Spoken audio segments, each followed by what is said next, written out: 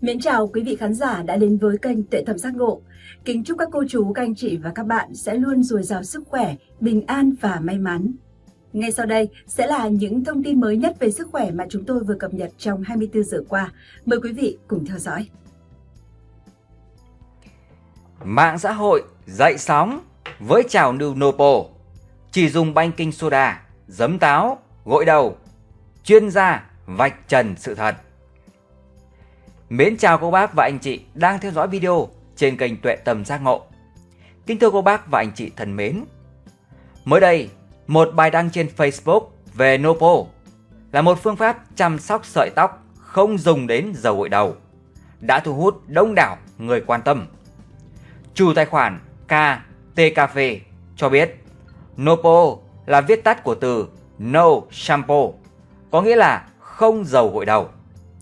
Theo chủ tài khoản này chia sẻ rằng, bằng việc sử dụng dầu gội thường xuyên, nhiều người sẽ nhận thấy là mình đang tạo nên một vòng lặp.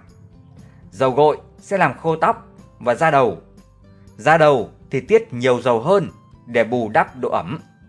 Từ đó mà tóc lại nhanh bết dính, lại phải gội đầu thường xuyên để làm sạch. Thay vào đó, áp dụng phương pháp Nopo sẽ đem lại hiệu quả chăm sóc tốt và da đầu của mình được tốt hơn. Nguyên lý của Nopo chính là dùng nước hoặc là baking soda kết hợp với giấm táo để làm sạch tóc thay cho dầu gội.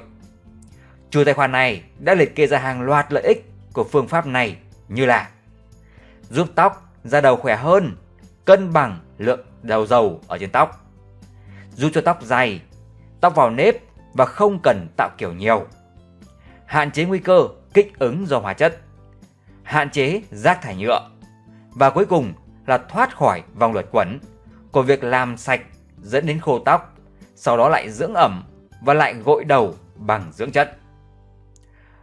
Cũng theo những người áp dụng trào lưu này thì khó mà tránh khỏi những rủi ro tóc bết khủng khiếp trong vòng 6 tháng đầu. Sau 6 tháng thì tóc mới không bị bết, không gàu dù không cần dùng dầu gội đầu nữa. Người viết này đã chia sẻ rằng những tuần đầu tiên thực hiện Nopo là những lúc mà khó khăn nhất, khi mà tóc dễ bị bết, gàu và gây ngứa, bởi vì mình đang quen có tác động mạnh của dầu gội bằng hóa chất. Những ai mà kiên nhẫn và chịu được qua giai đoạn này, dần dần tình trạng tóc và da đầu sẽ trở nên tốt hơn.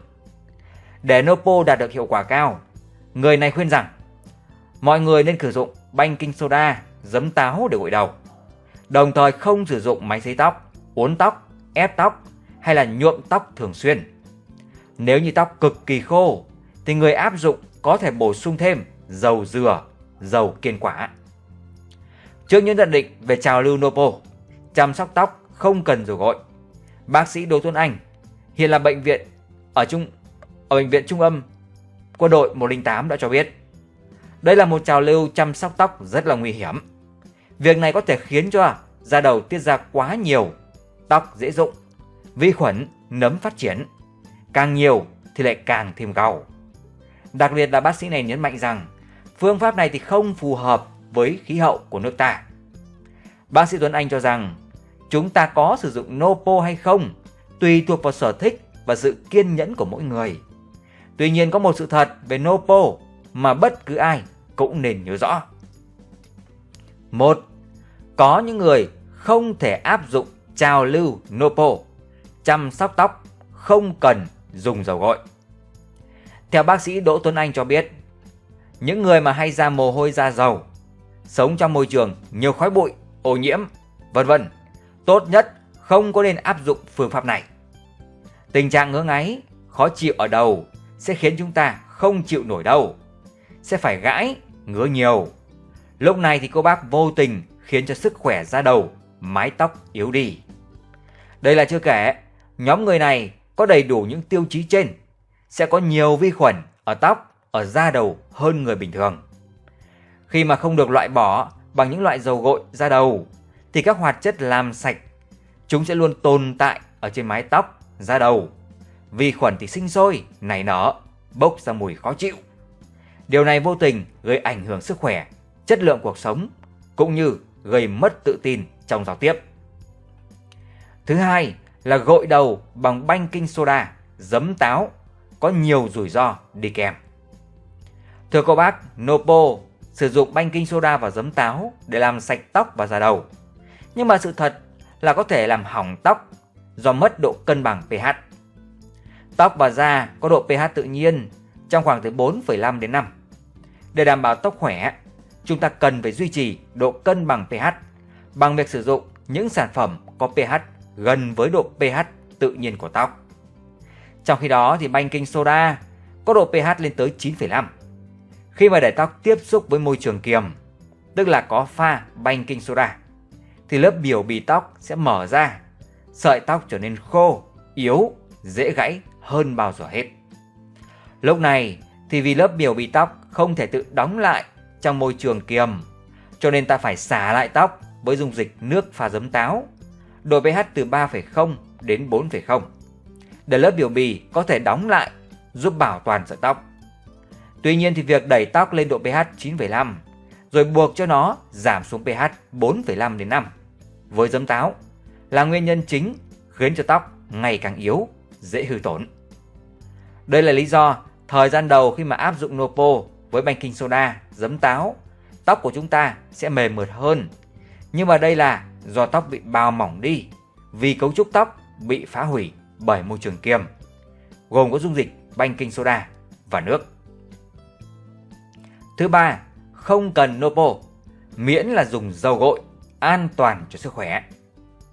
Chuyên gia này nhận định, dùng dầu gội an toàn đúng cách hoàn toàn có khả năng giúp tóc khỏe đẹp, chứ không phải là tất cả bài trừ tất quả các loại dầu gội đầu mới là cách làm tốt.